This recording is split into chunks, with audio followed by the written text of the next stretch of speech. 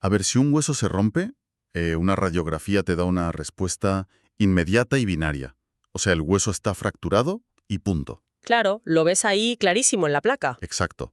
La amenaza es visible, el diagnóstico es evidente y el médico sabe perfectamente cómo actuar. Y la inmensa mayoría del cine de terror pues funciona exactamente como esa radiografía. Sí, tienes al vampiro al que le quema el sol, o al asesino de la máscara persiguiendo a la gente. Tal cual. O un demonio que, bueno, llamas a un cura y puede ser exorcizado. Es reconfortante en el fondo porque el mal tiene una forma y tiene un origen. Pero luego llega el momento de cruzar las puertas giratorias del Hotel Overlook y esa máquina de rayos X literalmente se hace pedazos. Totalmente. Ahí el diagnóstico se vuelve borroso, pantanoso, casi incomprensible, diría yo. Y por eso estamos hoy aquí. Bienvenidos a este espacio de inmersión profunda. Y quiero mandar un saludo muy especial y lleno de entusiasmo a toda la comunidad cinéfila y lectora que nos acompaña hoy desde el canal de YouTube Podcast de Libros y Pelis. Un placer enorme sumar perspectivas en este análisis a fondo, sobre todo para una audiencia tan curiosa y apasionada. Es un auténtico privilegio. Y hoy vamos a desgranar una obra que, de hecho, dinamitó por completo esa claridad de la que hablábamos. La adaptación de 1980 de El Resplandor, dirigida por Stanley Kubrick. Que es muy fuerte pensar que hoy es un pilar intocable de la historia del cine, pero su recepción original fue una incomprensión monumental. O sea, se llevó 2 nominaciones a los premios Razzie, Madre mía, los anti-Oscar. esos mismos. Y para colmo, el propio autor de la novela original, el creador de ese universo, la odió profundamente y la repudió en público. Es que esa desconexión inicial es precisamente el núcleo de lo que queremos diseccionar hoy. Porque el público de los 80 iba al cine esperando, pues eso, sustos del tren de la bruja. Sobresaltos facilitos. Claro, el monstruo que salta del armario. Exacto. Y lo que se encontraron fue una atmósfera tan asfixiante que demostraba que el verdadero terror no venía de fuera, sino del núcleo mismo de la familia. Y ahí entra el motor de este miedo, que es la ambigüedad. Una ambigüedad brutal, sí. A ver, para entender a Jack Torrance y todo ese aislamiento en la nieve de Colorado, yo propongo una analogía. Meter a Jack en ese hotel es como poner un bidón de gasolina abierto justo al lado de una estufa encendida. Me gusta eso. O sea, el hotel, esos pasillos vacíos, no fabricaron la locura de la nada. Simplemente fueron la chispa. Le dieron permiso para soltar al monstruo que ya llevaba dentro. Es que esa idea de la chispa y el combustible te cambia toda la visión, porque en el material literario original, el protagonista era un hombre fundamentalmente bueno, un profesor que luchaba contra sus demonios y su alcoholismo para salvar a su familia. Una tragedia clásica, vamos. Totalmente. Un descenso a los infiernos. Pero la decisión de poner a Jack Nicholson con esa sonrisa del loco desquiciado desde el segundo uno, pues altera todo el ADN de la historia. Ya, pero fíjate, yo aquí hago de abogado del diablo. ¿Eso no plantea un problema narrativo? ¿En qué sentido? Pues, en la escena de la entrevista de trabajo, el director le habla de la fiebre de la cabaña, de que el anterior vigilante mató a su familia con un hacha. Y la reacción de Jack es sonreír, con una frialdad que da un mal rollo tremendo, y decir que a su familia le va a encantar. Sí, es escalofriante. Pues eso, si el tío ya parece que está fatal de la cabeza desde el minuto 1, ¿no arruina un poco el arco del personaje? O sea, si no hay caída, ¿dónde queda la tragedia? Es una buena pregunta, pero es que yo creo que la tragedia desaparece para dejar paso a una angustia que no te suelta. Cambia el paradigma. Quien ve la película ya no se pregunta si este hombre va a perder la cabeza. Claro, se pregunta cuándo. Exacto. ¿En qué milisegundo va a reventar todo? Es una bomba de relojería ahí, en medio del salón. Y visto desde hoy, opera de una forma magistral como una metáfora durísima del abuso doméstico. Totalmente de acuerdo. ¿Es que no te hacen falta fantasmas victorianos cuando tu monstruo es un alcohólico, supuestamente en recuperación, que ya le dislocó el brazo a su propio hijo en un ataque de ira en el pasado? Es que los detalles físicos le delatan antes incluso de que haya violencia real. Se supone que se aíslan para que él pueda escribir su gran novela, ¿no? Sí, su gran obra maestra. Y luego la cámara te muestra a un hombre amargado tirando una pelota de tenis contra las paredes del salón, pero con una agresividad y una desidia Parecía que quería castigar al propio edificio con la pelotita. tal cual. Y toda esa agresividad contenida explota en uno de los momentos más tensos del cine, que es cuando Wendy mira el manuscrito. Madre mía, la escena del manuscrito. Cientos de páginas tecleadas de forma compulsiva, con una sola maldita frase repetida 1000 veces. No hay novela.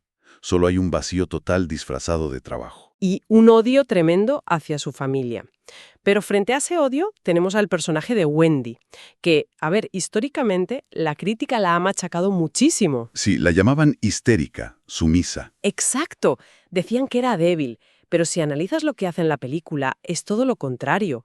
Ella es la única que baja a las calderas para que no se congelen, La que habla por la radio. la que les da de comer. Y cuando llega el momento crítico de violencia física, ella coge un bate de béisbol, neutraliza al agresor y lo encierra. O sea, es una resiliencia absoluta frente a un maltrato muy terrenal. Wendy es, se mire por donde se mire, una chica final de manual. Sobrevive a la violencia machista mucho antes de lidiar con los fantasmas. Desde luego. Y a su lado está Danny, un niño muy sensible, traumatizado, que tiene ese poder, el resplandor, y se comunica con su amigo imaginario Tony. Que es el que percibe que el hotel está podrido por dentro. Sí. Y eso nos lleva, inevitablemente, al cocinero, a Dick Halloran. Y aquí me quiero detener porque es uno de los giros más flipantes y anticlimáticos de la historia. Lo de Halloran es una clase maestra de cómo subvertir las expectativas del público. Es que piénsalo. Toda la odisea que se marca este hombre. Él tiene el resplandor, igual que el niño. Siente desde la otra punta del país que a Danny lo van a matar. Sí, percibe el peligro inminente. Pues el tío coge un vuelo de madrugada, cruza todo Estados Unidos, aterriza, alquila una máquina quitanieves en medio de una tormenta que parece el fin del mundo, conduce durante horas, llega a la maldita puerta del hotel. Consigue entrar. Entra, da 2 pasos y le meten un hachazo en el pecho y muere en el acto. O sea, cero rescate, es tan anticlimático que roza lo cómico, te lo juro. Es brutal. Pero ese corte tan radical no es solo sadismo de guión, ¿eh? Al cargarse a la figura del Salvador, te están lanzando un mensaje demoledor sobre la violencia doméstica. Claro que te aísla. Exactamente. Aísla tanto a la víctima que el mundo exterior ya no puede intervenir. La caballería no llega al rescate. Te tienes que salvar tú misma desde dentro. Qué buena lectura. Y para que esa trampa parezca tan real, pues la arquitectura del hotel juega un papelazo. O sea, el terror es puramente arquitectónico. Y para lograr ese terror arquitectónico, usaron una innovación técnica que cambió el cine, la Steadicam. Ostras, claro. Fue de las primeras grandes producciones en exprimir este aparato y además lo operaba su propio inventor, Garrett Brown. Porque antes las cámaras iban en raíles, ¿no? Muy rígidas. O raíles o cámara al hombro, que da ese rollo tembloroso de documental. Pero la Steadicam, con sus contrapesos, te permite que la lente flote por el espacio. Flota de verdad. Y eso cambia toda la emoción de la escena, cuando la cámara persigue a Donnie en el triciclo por esos pasillos kilométricos. Es un punto de vista de depredador total. No parece que camine un humano, parece un ente que vuela a ras de suelo persiguiendo al niño. ¿Y el sonido? Ah, el sonido es una genialidad. Ruedas de plástico sobre suelo de madera, ruido ensordecedor. Y de repente entra en la moqueta. Y silencio absoluto. Esa alternancia te vuelve loco. Te genera una ansiedad insoportable. Y luego está el diseño del propio hotel. Que bueno, la mayoría se rodó en los estudios Salisbury en Inglaterra. Un plató inmenso. Pues diseñaron un espacio que es geométricamente imposible. Hay estudios enteros sobre los planos del Overlook. Sí, lo de la oficina del director. Exacto. Esa oficina está en el centro geométrico del edificio, pero tiene una ventana por la que entra luz de la calle. Es imposible. Y pasillos que se acaban en la nada o puertas que darían a un foso. Y esto es clave porque el cerebro humano busca patrones lógicos. Si le alteras eso, aunque sea un poquito, provocas una disonancia cognitiva tremenda. Incomodidad visceral. Exacto. Sabes que algo va mal, pero no sabes señalar el qué. Es como la mente del protagonista, pero en forma de edificio. Y otra forma de romperte la cabeza es la luz. Porque, a ver, la regla de oro del terror es que el mal te acecha en la oscuridad. Siempre. Las sombras asustan. Pero aquí no. Aquí los momentos más aterradores pasan con una luz cegadora o a plena luz del día. Y con esa obsesión loquísima por la simetría. Las famosas gemelas. Cuando Danny se las encuentra en el pasillo, es una simetría matemática perfecta. Y eso da miedo, porque en la naturaleza manda el caos. Cuando el ojo ve algo tan milimétricamente simétrico, lo procesa como algo artificial, clínico, muerto y por lo tanto hostil. Qué interesante. Y hablando de cosas milimétricas, aquí es donde la cosa se pone verdaderamente laberíntica, que es el tema de los símbolos. Uf, madre mía. Los mensajes ocultos. Se han escrito bibliotecas enteras sobre esto. Por ejemplo, la teoría de que todo es una metáfora del genocidio de los nativos americanos. Bueno, la peli te dice literalmente que el hotel está sobre un cementerio indio. Claro. Y hay motivos navajos por todas las paredes. Y esos ascensores que no es que suelten una manchita, es que vomitan un río de sangre oculto en los cimientos. Y fíjate en el nombre, Overlook, que en inglés significa mirar hacia otro lado o ignorar algo. Tal cual. Una nación construida sobre masacres que intenta taparlo todo con fiestas y moquetas caras. Pero hay más. Lo de la máquina de escribir. Eso es. La máquina con la que Jack pierde la cabeza es una Adler, alemana, que es el mismo modelo estándar que usaba la burocracia nazi.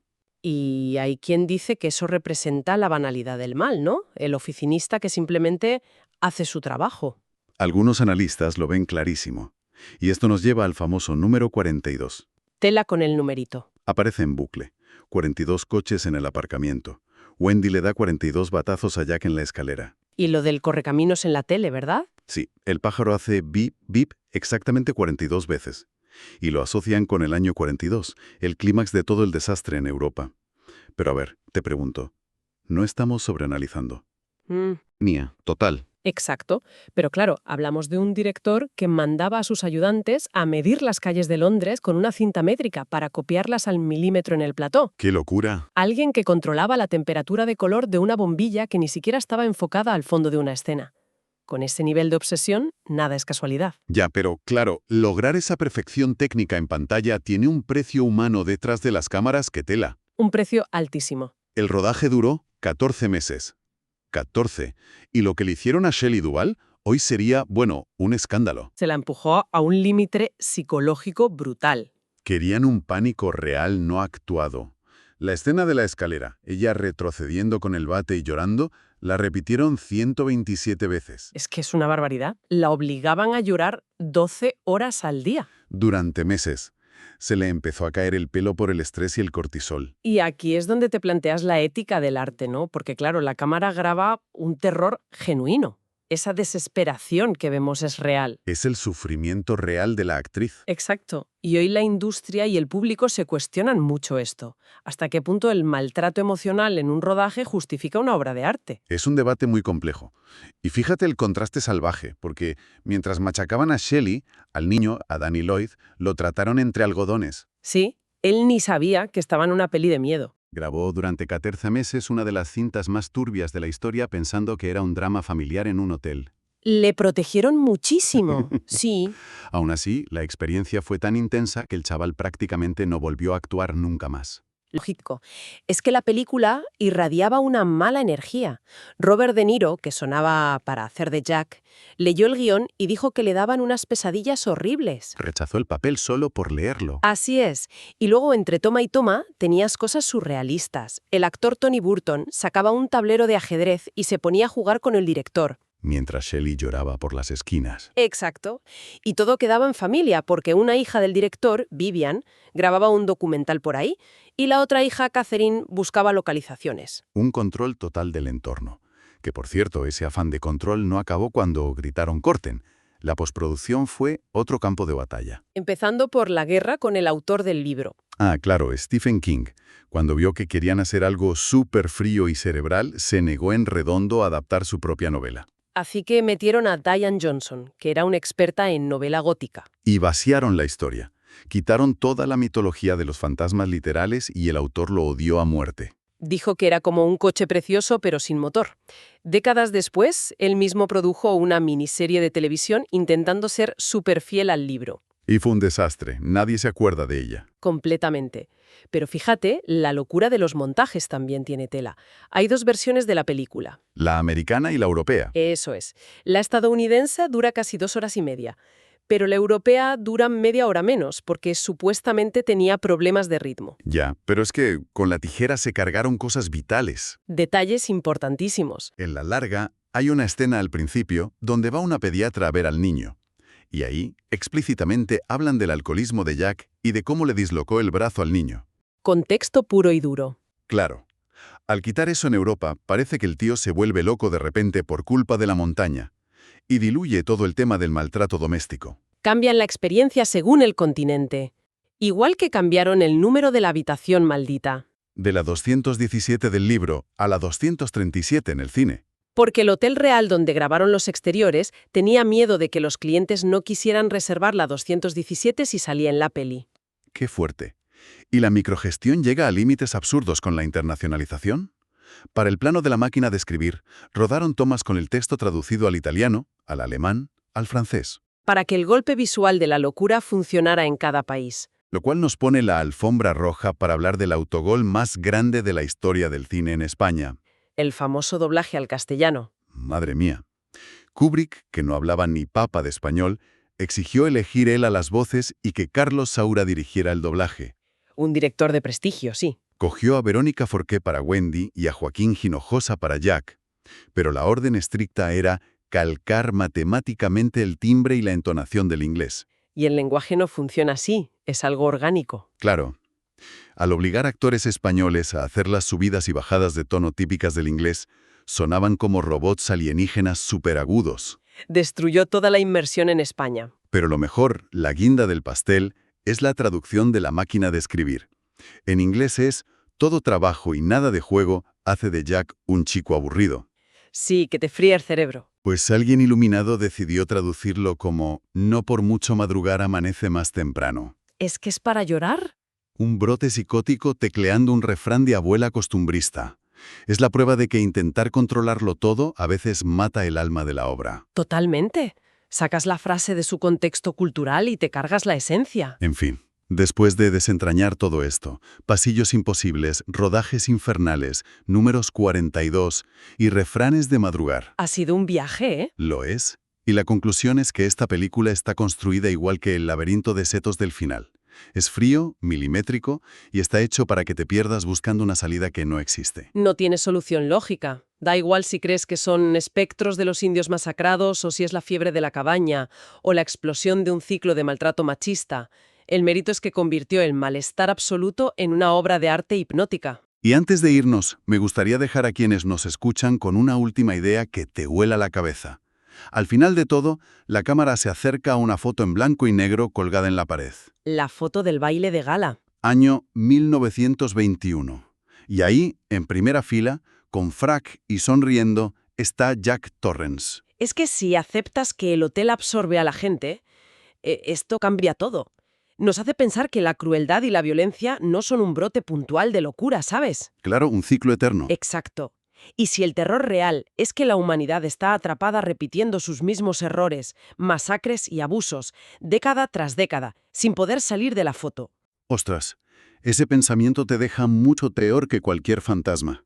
Demuestra que lo terrorífico no es la radiografía del hueso roto, sino convivir con esas manchas oscuras y raras que no sabes qué son.